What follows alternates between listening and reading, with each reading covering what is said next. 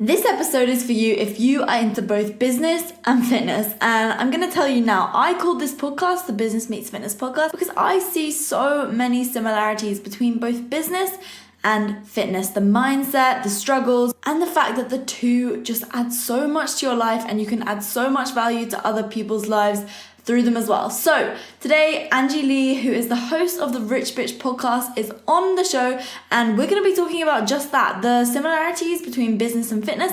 And also we dive in deep about how to stand out in a saturated market that is the fitness industry. So if you're someone who's wanting to build your personal brand in the fitness industry, perhaps you're a fitness coach or you just like the idea of being a fitness YouTuber or something, then this podcast is for you today. We talk about finding your niche, how to attract your ideal client or your ideal follower. We also talk about imposter syndrome, and we talk about the daily habits of successful people. Not only that, but Angie also gives the listeners of the Business Meets Fitness podcast the first steps to building an online business. So we talk all about that. And seriously, you are in for a treat with this episode. This is one of the most value-packed interviews that you will ever listen to. Trust me, there's a lot of value been thrown around here, so grab your notepad or get your notes open on your phone because you are going to learn a lot today from us. So anyway, let's dive straight into it. But first, I do just want to say that Impact Through Influence has now launched. So if you are wanting to take your personal brand to the next level, to create a personal brand that stands out online and to build your following, to build your community, and also in turn, build your business, the business of you, the business that you have total freedom and autonomy and control over, then head to impactthroughinfluence.com. The link is in the description because it's impact-through-influence.com. So I thought I'd just put it in the show notes for this episode. And remember, if you do like this episode at any time, please do me a massive favor and just share it on your Instagram story. Tag me at Lauren Tickner and at Business Meets Fitness. We're going to start posting some awesome content on the Business Meets Fitness Instagram now as well, now that I've got a little bit more time, now that the Impact Through Influence course is out. So again, if you're wanting to take your personal brand to the next level, you know where to head. The link is in the description box, and enjoy today's episode. Angie Lee, it is a pleasure to have you on the Business Meets Fitness podcast. Would you be able to just give the listeners a little bit of a breakdown about who the hell you are and why you're on the show today? On the podcast. I love it. I love your accent. It's the best. I feel like I have this boring Chicago accent. You have this beautiful. Do you feel like that as well? I feel like that every time I'm talking to an American person like that. I've got the most dull accent ever. No, I think it's the opposite. I'm like, oh, I probably sound so boring compared to her. No way. See, we both feel the same thing here right now. That's too funny. A little bit about me. So I am a business coach to wellness professionals now. But before that, I obviously was an online wellness professional. So how it started was in college. I was doing a lot of bikini competitions. I was documenting my prep and showing women how I overcame binge eating. I really just started to record a lot of that and to blog about it, and was sharing with women the journeys of what it was like to compete and do all of that, the ups, the downs, the ugly, the good side, all of that shit that goes with that. Mm-hmm. And I did that for a few years. It was not intentional. I wasn't thinking, oh, I want to make this a business and oh my gosh, this will be super lucrative. It was just, hey, oh, cool, there's this thing called Facebook and Instagram. Why don't I share pictures of my journey? And I just started there. And I was working as a personal trainer, nutritionist. And so I had full-time jobs while I was doing this, and I just kept with it. I just stayed consistent. And that really was the secret, that over years and years of staying consistent, I was starting to get inquiries from women saying, hey, how did you build the business? How did you actually do the marketing side? How did you get sponsorships? How did all of that work? And I realized that, wow, I have this huge passion to now show women the business side and really what it takes to build a business. And similar to building a body, it is a lot of work. And a lot of women aren't very savvy with marketing and sales. And that's where I really come in now, is showing women, especially 99% of them are fitness professionals, how to actually have a lucrative online business in fitness, because of course it's very saturated right now. Mm-hmm. And that's really what I help women dive through. But yeah, I was in college. I started a lot of it back then, and I was in crazy debt, and I thought, why not pay off this debt from a few ebooks and some courses on the internet? And that was really the driver, is I needed to get out of this $100,000 of debt. And if it wasn't for that debt, I probably wouldn't have started the online business, because I wouldn't have had the motivation. And now 7.5, 8 years later, here I am running another business. So that's a little bit of my Cliff Notes. Yeah, no, that's crazy. So just Angie, for the listeners, what was this debt for? Was this your college fees? Yes, college fees. Yes, it was mostly the tuition. About $50K of it was tuition. And then the other $50K was the books and food and things that just add up while you're living on campus. Right. And it's crazy how fast debt can really add up. So I woke up at 23, 24, and I realized, oh my God, this is literally $98,000 of debt. What am I going to do? This is crazy. And I thought, I need to find a way to make more money and have more of an income. I come from the mindset of I'd rather make more than to spend less. And so everyone's a little bit different, but the Dave Ramsey model is like, don't spend any money then and just squirrel it all away, where my mentality is how can we make more money? So then you're able to pay it off in big chunks. So that's essentially what I did. There was no secret to it. I just made a crap load more money, and then I was able to pay it off in these big amounts. Yeah, definitely. So you came out of college, and then what was your first step in order to kind of get over that debt? Did you invest in anything else to, rack up some more debt, or did you literally just like start creating products right away? Yeah, so there is a good portion of that debt that's from some Tony Robbins conferences, some business coaches, some mentors. I took a lot of marketing courses online to learn more of marketing. So yes, a lot of it was from personal development. That was the first step. Is I got coaches. I hired a lot of really good top sales coaches and marketing coaches. And I said, listen, I want to learn how to craft this, and I want to learn how to master this craft and become the best and become an expert, and show me your ways, essentially. So yes, a lot of it was in personal development, but it just started with getting messy and putting myself out there. You have a personal brand. It's really about having those awkward first few years of just showing up and saying, I'm going to make this video, even though my future self in 6 months is going to say, oh my God, why did you make that video? That's embarrassing. But that's really what it's about. It's going through those growing pains of I'm going to first be embarrassed and then be able to have this huge business one day. But so many women don't want to go through that awkward phase of being embarrassed of their first product. But my first courses and stuff, I'm sure if I looked back at them now, I'd be like, oh my God, that was so ugly and weird. And what were you thinking? But it's those moments that really crafted me into who I am. And so it was a lot of just messy action. This was 8 years ago. Let's see, in 2000, what year was it? Sorry, 10? Not 2000. Yeah, I'm like, oh my God, 2000. I was in still high school. In 2010, 11, and 12, the internet wasn't as big. It was big, but it wasn't what it is today. I mean, there was some social media platforms, of course, and there were blogs, but there was no Facebook Live, Instagram Live. Instagram wasn't really even, I don't think even Instagram was around when I first started. I was posting stuff on MySpace, Facebook, on a blog. MySpace. I was literally writing like, hey guys, go check out my blog spot. Like, who the hell still has blog spot, right? It was like $4 a month. And I was like, yeah, this is amazing. So it's funny how it's all changed. And now I always tell women, you have the ability to grow faster and more efficiently than I did or any of these women who started a long time ago. Yes, we have years on our side, but you have live video, you have podcasts, you have things on your side, you have YouTube, you have things on your side that allow you to build an intimacy with an audience so much faster now in 2018 than in 2011, 2012. Yeah, for sure. I think that's definitely true. At the same time, I think, it is very overly saturated now. So I guess it kind of weighs it out, I suppose. Yeah. So what is your kind of number one advice, I guess, for people to stand out in this massively saturated market that is the fitness industry? Yeah, I love this question because I believe that this industry is saturated, but it's not competitive, which means there's a ton of people doing it. Everyone, their mom, their grandma, and their cat wants to be this online fitness coach, right? But I don't think it's competitive, which means I think there's only 1% to 5% that are really committed and are like, I am all in. I'm going to do this. I'm going to show up on video and or audio.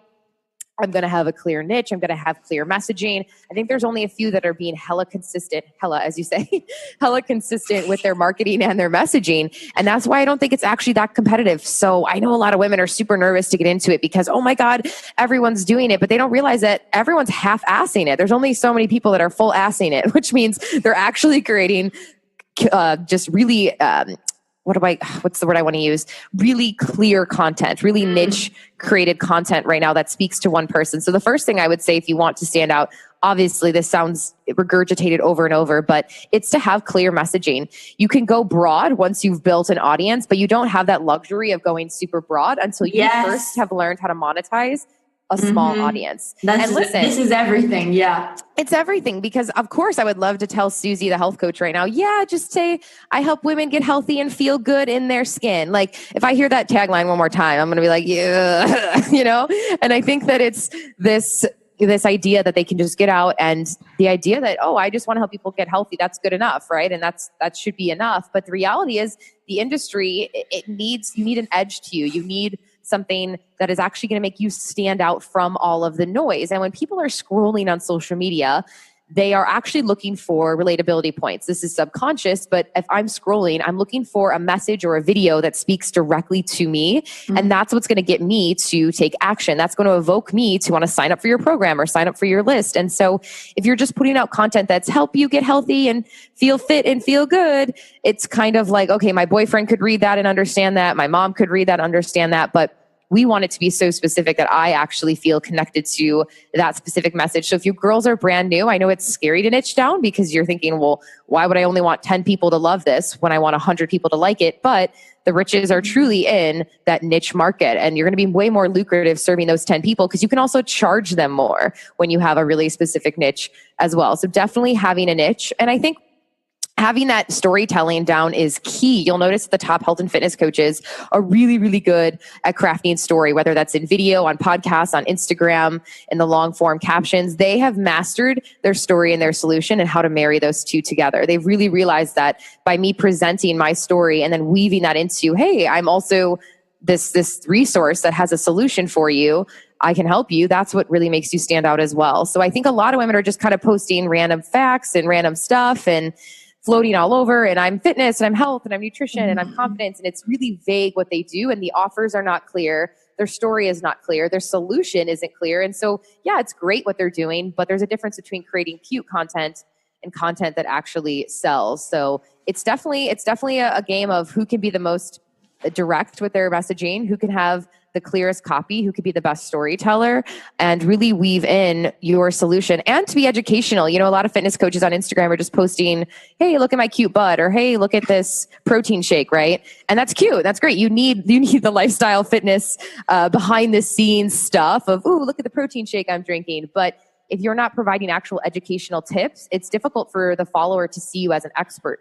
They just see you as this cute girl who has these cute pics. And there's such a difference between cute messaging and sellable messaging. And I think that if you want to be someone who these people take seriously as a coach and as a leader and to be credible, you have to start giving away your best stuff, give away awesome information, give away those educational tips that are going to make someone stop their scroll and not just go, oh, cute pants, but they're actually going to say, oh my gosh, she could help me with binge eating or my thyroid or whatever that niche is. Word. I'm like, that was kind of a lot, but I think that answered it somewhat. Definitely. No, I was actually kind of laughing to myself a little bit when you were like, people are half-assing it, and then you said something like, not many people are full-assing it. But the issue is, right, a lot of people are full-assing it, and all they're doing is posting photos of their booty, okay? So I think for a lot of people, booty. it's lovely, posting your nice ass, right? But I think it's how can you make yourself stand out? And so Angie, I want to know your tips for helping people really define their niche niche. Oh gosh, I get this question a lot. So I feel like, it's always like, man, it's funny because I have a course on it, I teach on it, and still women are very resistant to it. And I get it. It's very scary for a marketer or a coach to tell you, hey, I want only 10 people to love the post that you just posted and be obsessed with it. And then I want the other maybe 80 or 90 to just like it and think, oh, it's cute. And that is what's really scary to a woman who's starting out because she wants money and she thinks that the more customers I have, the more money I make. And that's not necessarily always true. So my best tips for finding a niche are is it something that's relevant in the market? Is this something people are searching? Are there YouTube videos on this? Are there podcasts on this? Is there relevancy? Relevancy is everything. If you can stay relevant as a personal brand, you're going to make more money. The minute you're not relevant and the minute that what you're coaching on isn't relevant, there's no way to monetize that. So making sure it's searchable, making sure it's relevant. An example of a relevant niche would be the keto diet. Let's say it's something that works for you. It's your story. You have solutions around it. It's super, super hot right now. It's trending. So that's something that I have a lot of women who are finding immense success in because it's trending. Another one would be maybe like intermittent fasting. And another thing is to find something ideally that you have conquered yourself and you have become the expert in. Now, to be an expert, it doesn't mean that you have to be Oprah and you have 50 years of experience and you're like the Dalai Lama and you're like, I know all about this thing forever. No, you can be someone who's just a step or two ahead of a woman who's struggling with that pain. I work with a lot of women who want to help women burn fat after they had a baby. Well, yes, I could read all the books and listen to all the podcasts on that, but I haven't done that yet. So she's actually the expert and I'm not in that area. So personal experience is the best expert. I always want to work with someone who's actually felt my pain. So you ladies listening who maybe think, well, who am I to teach that? Or who am I to have a niche? I don't know.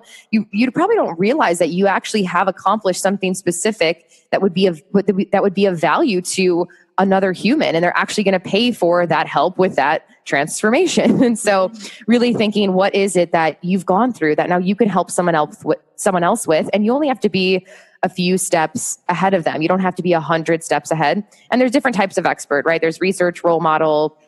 And so by being a different type of expert throughout your journey, that's going to help you as well. In the beginning, you don't have to be this huge role model or results expert. You really could just be a research expert, which means you're, let's say, teaching on the keto diet. You don't know everything, but it's working for you so far. And so you, on your social platforms, you provide a ton of amazing resources and facts for women who want to learn about that. Okay, you're playing the middleman essentially. And then eventually you'll phase into more of a role model and getting results in those testimonials. And so there's different types of expert. And I think that a lot of women are really, really nervous to do this, but I rather you try for 3 to 6 months to stay in one niche, and then you can always shift it later, but don't be what I call a niche switcher, which means every week you have a new niche. And so your audience is really confused and you're not able to build that traction because it's a new thing every 2 weeks. I think that is so important, especially in the world of fitness, because fitness results will come through consistency over time. And so I think, fitness results will come and so will business results from consistency over time. So I think this is a good example, actually. I'm just going to give myself as an example here. Look, yeah. I'm 21 and people... Oh my God, you're so young. I love it. You didn't know? That's no. Yeah, so I'm 21 and I kind of niched myself through tracking macros and also powerlifting. And so I managed to build up a massive community through that. The moment I put a training guide on the market, people are going to buy it because I've built myself as kind of a credible authority figure within those niches, as it were. And so, you don't even need to be old or whatever. You don't need to have all this mass amount of experience. I have my personal training qualifications for like a year, and then I did that, but I never coached a single person in person. I literally just put these products on the market, and through building my personal brand, I was able to sell these products. So yeah that's just kind of a good example. Yeah, I noticed that on your account when I was creeping on you. I was like, oh, this girl's awesome. This is great. Not only is she showing the behind the scenes of her life, but you had clear educational material on there. And I was like, oh, that's Lauren teaches about macros. And so I knew, and then I could decide as a consumer, that's not something I want to learn about. Nah, it's not for me. Or, oh my God, I'm super interested in macros right now. What is this flexible dieting thing? And then I know to go to your page every day for that inspiration or that information around that. And you just became credible in my mind. For sure. Exactly. It's about providing consistent value. We can say it over and over again, but this is something that, listeners, you gotta hear this, and I'm gonna shove it down your throat as many times as I like, because it is so important. And so I was gonna ask, so when it comes to obviously imposter syndrome, this is a massive thing for so many people. They don't, how are they to know that they are the authority figure? They might have only been in the fitness game for 2 or 3 months, but they're super passionate about it. But they're so worried that people aren't going to listen to what they have to say, and they might not be getting much traction to begin with. But it's this feeling where it's so demoralizing when people aren't following and people aren't listening. But how can people overcome this imposter syndrome? Yeah, I believe that at every stage of our life, we have imposter syndrome. I actually don't think it ever goes away. Yeah. And I know that isn't the sexy answer right now. And you're like, what? Doesn't it go away one day? It never goes away. If you interviewed Tony Robbins right now, you interviewed Oprah, she would still tell you there are days that we are counting down to, okay, we're about to go live in 3, 2, 1. And she's still probably in her mind, a small part of it says, who am I to be doing this right now? Yeah. Who the hell am I to be doing this? I thought that when you were coming on my podcast, I was like, who the hell am I to be interviewing you? But it's all about just doing it, you know? Just putting yourself out there. So I think we all have these days. I'm sure you still do. Yeah, absolutely. I mean, I always joke around and say, who is anyone to do anything? The president, anyone. I mean, let's be honest. Everybody is just a big adult, a big kid who just grew up and is saying, hey, I'm going to give my best here. And I think that if you are someone who thinks that you figured it all out and there is no little bit of imposter syndrome, I mean, maybe there's some ego going on there, but it's like, who is anybody to do anything? We live in a world where there's no rules anymore. And that's what's really cool is that if you show up, you give value. And if you're bold enough, you deserve to be there. I always say the woman who's actually doing it is the woman who deserves to do it. So the people on the sidelines may say, who are you to be teaching that, Cindy? Or who are you to be teaching that, Becky? And you're not an expert. You're not a scientist. You're not a nutritionist. But let's be honest, if Becky's showing up, she's doing the work, she's actually giving the information. It's valuable. It's safe. It's credible information. I mean, her friend mocking her, or what we call them, the trolls here, like if they're saying like, who are you to do that? Or blah, blah, blah, or her own trolls in her head saying, who are you to do that? It's really the game of who can be the most brave in life. Everybody started from day one. Tony Robbins started from day one. I started from day one. I'm not Tony Robbins yet, but it's like we all start from this day of I'm nobody and I want to be something or somebody. And I want to prove to myself that I can be this best version of myself. And I think if you're dealing with imposter, realize that everybody starts from day one and nobody's anybody, right? I always say everybody poops at the end of the day. Like, who is anybody? Yeah, no, this seriously. Let's take the pedestal down, right? Let's take the pedestal off. Yeah, that's right, for sure. That is super important. And so, no, I was going to say, so you've been through all this. You've been from the stage where you were in debt. Like so many people who are listening to this right now, you might be in debt from being at college or through, investing in courses or whatever. And now you are where you are today. So what has the journey been like from going through this debt, through having no business to having this awesome girl boss 7-figure business that you're absolutely smashing life with? And just before we hear Angie's answer, I just want to remind you that if you're liking this content, you will absolutely love Impact Through Influence. So Impact Through Influence is the personal branding course that I have released, that I have poured my heart and soul into. There is over 80 lectures inside, and there's a private Facebook group where you can network with people who are on the same, who are wanting to turn their passion into a profit and also help other people along the way while gaining that online exposure and also just building up that reputable personal brand and turning it into a long-term lifestyle business and living the life that they want to live and the life that they totally control. So anyway, let's get back to today's episode. Successful entrepreneurs who are absolutely smashing it, they have habits. Smashing it. I love it. Smashing it, yeah. We're smashing it. Yeah, so in the United States, that's kind of a sexual word, but you know what? We're gonna go with it. I'm sorry to any of my American listeners right now. I don't mean to offend. They're like, oh, okay, like crushing it, smashing it, absolutely bossing it. I feel like successful people have these habits that they do every single day, and that it doesn't seem like it's anything to you, but to some people it might be the step between not succeeding and smashing it. Yeah, I think the biggest difference is as I've grown exponentially in a pretty quick fashion has been that I have really clear boundaries now. That was huge for me. That's definitely, if I look at old Angie and newer upgraded Angie, definitely boundaries in my life and in my business. I really am I'm really tight on those now. I don't take calls or things that I don't want to do. I don't go to things I don't want to do. I'm just super picky. I think that as you grow, you kind of have to be. And in the beginning of your business, you say yes to everything, but really successful people actually say no more than they say yes because of their time and their energy. And I'm super delicate about my energy as an entrepreneur. I try to protect it at all times. And so I make sure that the people I'm surrounding myself with virtually and in person are positive people. I flush out any negativity.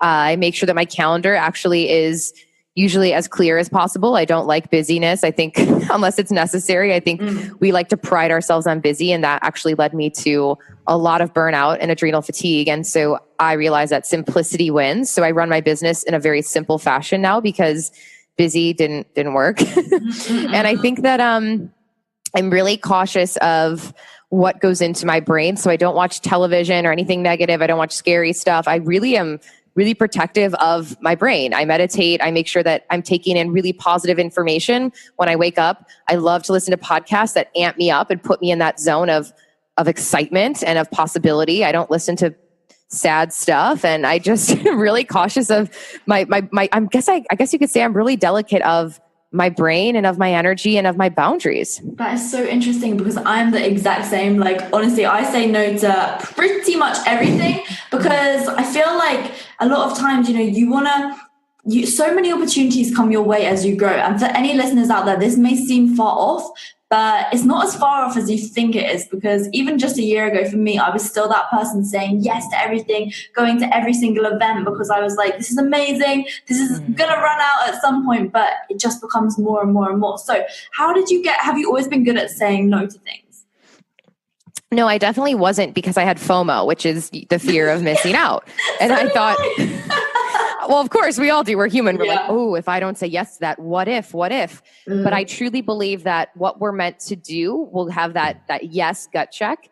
And what's meant to happen to us and what's meant to be for us will be for us and will happen to us. And that's just this spiritual connection of, okay, the events, the people, the situations, the opportunities, the right ones will be for me and I'll know. But if I do a quick gut check and it doesn't feel good, I don't do it. And I think that that's just the way that it has to be. You can't expect to build this massive, huge business, run a team. Maybe you women listening are moms and have a family. I mean, you can't expect to do all of that and be a yes woman or a yes ma'am. I believe that successful people know that not everything is for them. And I think that in the beginning, it seems fun because, all these opportunities and like these companies who want to pay me to talk about their tans. Yeah, like, this butt cream, or like this, like, I'm getting like $500 to post about it. And like, you just get, you get the shiny objects look cute and fun in the beginning. And then it kind of wears off and you realize, okay, is that worth it? Is it really what I want to do? Is it in alignment? And I actually love saying no now. I think that if I say yes, my anxiety actually goes up because I have more things on my to-do list. Yeah, it's just more pressure. And I think to live a really beautiful life, we also need to have a level of simplicity, because when we add more to our plate and more to our calendar because stuff feels good to have, whether it's tangible or in our brain of things to do, then it just gets cluttered and we can't be focused. Having focus as an entrepreneur is so crucial. And if I'm working on a big project or a big launch and I say yes to every social event, I'm not able to actually put the effort into that. And so I know this gets into like, do you believe in balance? And I do think there's more of like a life integration into business. And I think you have seasons. Like right now I'm in a season where I'm not as social because I'm building a lot right now, but then maybe I'll be social again. And so I don't know. It's so interesting. There's all this stuff going on now with like, everyone should be balanced in all areas of your life all the time. And it's like, no, the reality of entrepreneurship is you probably won't talk to your friends for a little bit. Like, yeah, you'll do your best here and there, but like, it's not like you're going to lunch with Susie and Becky every day anymore. Like it's different. And so like me really learning to say no to that and not feel bad or feel guilty and think I'm a bad person. It's just, no, my priorities right now are a little bit different. It's same as with your friends who have kids. It's like, they're busy for a bit and that's okay. And then once the kids go off to school, they'll be back again. So it's been something I'm going through now, is really learning to process that without guilt and shame. For sure. And if Susie and Becky are your good pals, they will accept the fact that you've got to work on your business every now and then. So I think, I like to think of it's like you said, for seasons, I kind of think of balance quote unquote, as a volume dial. So sometimes you've got to turn the volume up a little bit if you've got a project with a deadline. Same thing goes with your fitness. So if you've got a competition coming up and you're on competition prep, for example, you've got to turn it up a bit. You're training a bit more strict on your macros or whatever way of eating you do. And then that allows you to turn the volume dial down at other times. So you might go on vacation with your family and you can turn it down, your fitness and your work and all that. So I think when it comes to entrepreneurship and fitness, because the two are, have a lot of similar traits, I think you can, for both, you can turn it up sometimes and let the other things go a bit and turn the other things down. And it's kind of like just weighing everything up and then overall in the bigger picture, there's balance in that sense. That's kind of the way that I like to look at it. Yeah, entrepreneurship and fitness have so many similarities. It's the working out is the work. You actually have to put in consistency. You can't expect to be lean in a week. You can't expect to make $1 million in a week. And it's interesting when I coach health coaches, I'll say, hey, how long does it take your client to get a transformation? They'll say months and months. I mean, we're trying to have her lose over 40 pounds and it's a lot. And she has this baggage from her life in the past and all of these things we have to shed and work on. And then I say, how is this any different with building a business? We can't make a ton of money unless we actually go through some of those days of just sweating and it being difficult and not being fun. And you don't get to build that maintenance body or that maintenance business until you've put in a lot of that maybe not so sexy work initially, but it always pays off and it's always worth it. So it's so similar to fitness and dieting. I think dieting's like launching. It's like, okay, it's going to kind of stink for a bit. I'm going to be a little bit like busier and strict on my macros, but I'm going to try to have as much fun as I can, but also, oh, this sucks.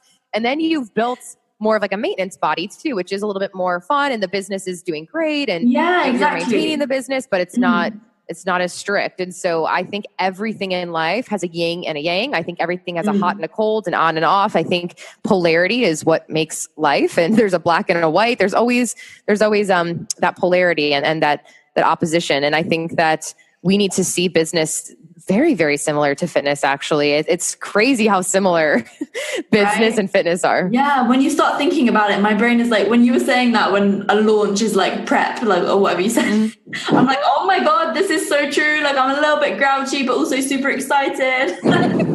Yeah. It's like, oh God, I kind of hate this, but I kind of love this. Yeah, I live for it, but it's so bad.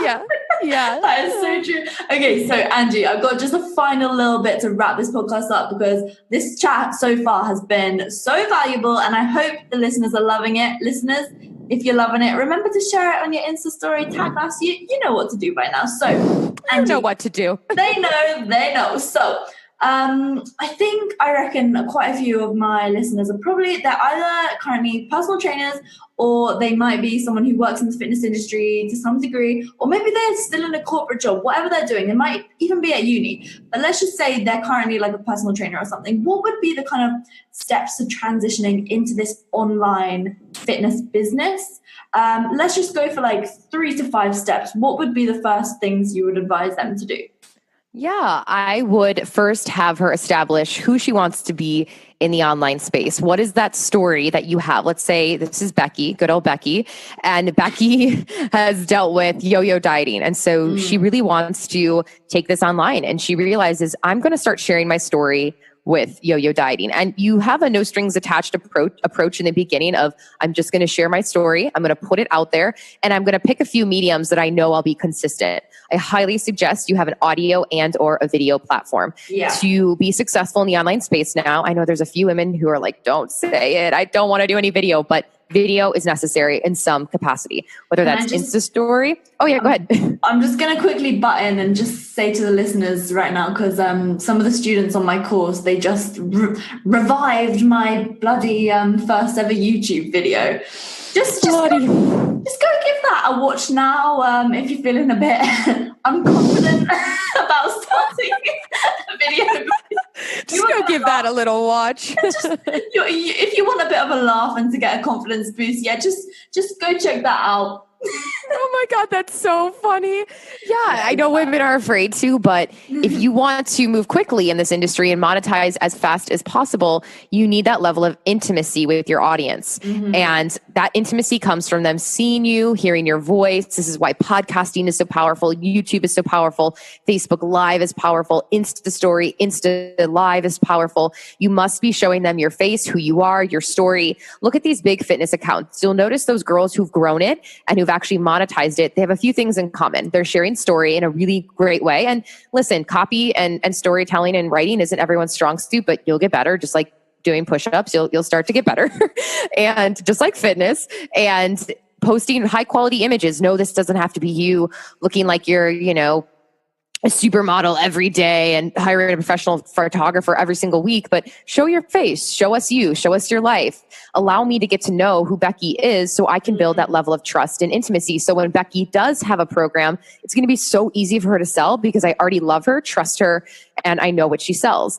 So once you first establish who you are, the storytelling, this is more of the fun part that women like usually is, ooh, I get to just be me and share who I am. Now comes in the education of, okay, what do I actually want to teach women on? What is that niche? What is that focused offer? Getting really clear on what it is you sell. I think a lot of women aren't clear on that offer. And so getting extremely clear on what is that offer I sell? Can I start with just one thing, not 10 different offers and 15 different ebooks and 75 different courses on your website? That's so messy. Do not do that. You're going to confuse the customer. You're going to confuse yourself. Give love and effort and put your passion into one offer, maybe two, if you're ready, clear offers that your customer actually wants, and make sure that is presented in a way that's desirable to the customer. So having clear offers, having clear messaging, having that storytelling, picking those social platforms that you want to be consistent, having an audio or a video element, and then starting to do collaborations as soon as you can, which is obviously podcasting or a joint Facebook Live or a YouTube collaboration. Collaborations are really how you grow organically without paid ads. And so the sooner that you can start doing collaborations, that's going to be extremely beneficial for your growth and your business. But spend the first few months really mastering your messaging. Messaging is everything, whether it's your sales copy, your Insta post. When you can learn to speak to that one woman and you see her every single time you're typing up that post, you're like, oh, I see my dream customer. There she is. That's Susan. I see her. I know what she needs right now. I know what she needs to hear. The sooner that you can do that, the better. And make sure that you're sprinkling in this mix of being inspirational, being this role model, but also being the teacher and putting in content that actually will cause a quick transformation. No, her reading that one post may not help her lose 30 pounds in a week, but giving her those small, quick wins as the reader and as the consumer is going to teach her subconscious brain that you are a credible source and you have information. So the next time she wants to go to someone for help on that specific niche problem, she's most likely going to hire you. So it's a long game. It's not a short game, but the sooner you start and the sooner you start putting high valuable content out there, the sooner you're going to be able to monetize. Yeah, no, 100%. It's all about like getting that top of mind awareness within your niche. And so that can be done. It's all about, knowing who your target audience is. And I think, Angie, this is something that a lot of people struggle with. They just can't figure out who their target audience is, but it all boils down to just really nailing. It's all about you at the end of the day. You need to think about what your strong points are, what your likes and what your dislikes are, because you're not going to be able to stay consistent and trying to help someone if you don't have a good awareness of it and a good enjoyment factor. There's no enjoyment factor, to helping those persons. So people, Exactly. My words are not coming out right. My mouth is right. But, that's it. I love it. Yeah, no, Angie, that's been super beneficial. And I must say, I love your podcast. So, do you want to give a cheeky plug to your podcast? Cheeky? What does that mean? Like just cheeky plug? A little plug. Sure. Yeah, I would love for you gals to head over to iTunes. You're probably already on iTunes and check out the Rich Bitch podcast.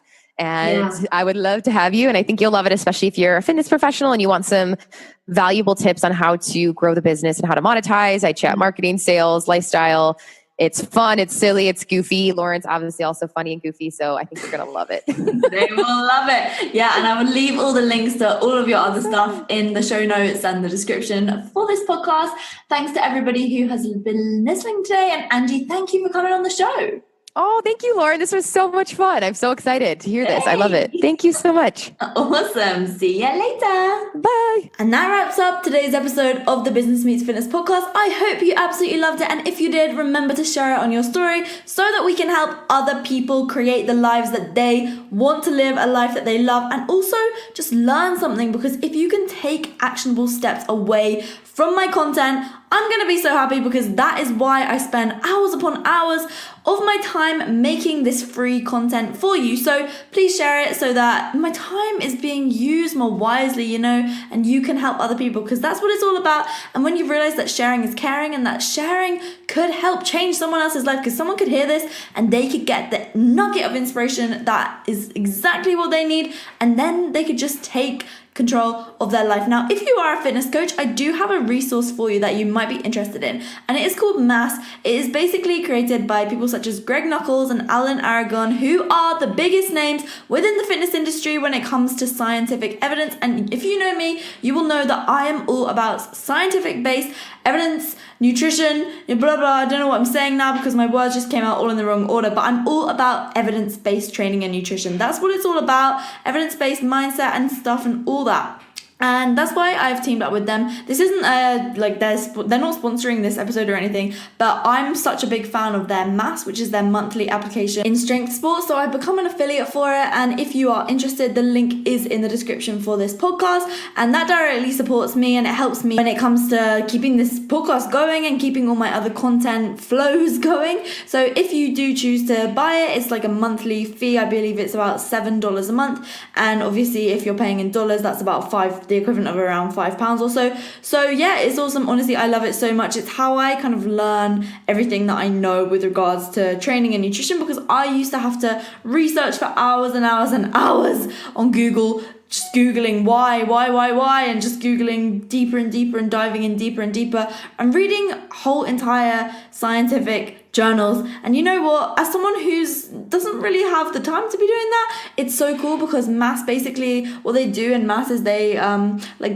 take the most recent scientific literature and they basically condense it into about 100 pages, which sounds like a ton, but it's a ton of golden information, and it's the perfect thing that you need if you're wanting to make it in the fitness industry, because you need to have cutting edge information, and then they kind of take it out of the scientific wording and make it so that it's digestible for anyone just like you or I who's not necessarily well versed in science.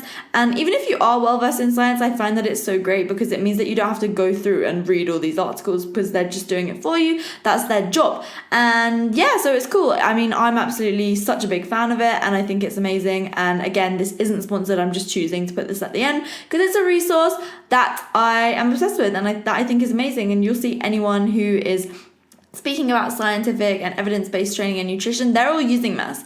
And so you don't want to get left behind. So I've left the link in the description, and I hope you've enjoyed this podcast. Remember to share it with just one friend. That's all you need to do. That's all. Or just share it on your Instagram story. Again, I appreciate it so much. And a new podcast is going to be coming soon. If you're a millennial, get excited.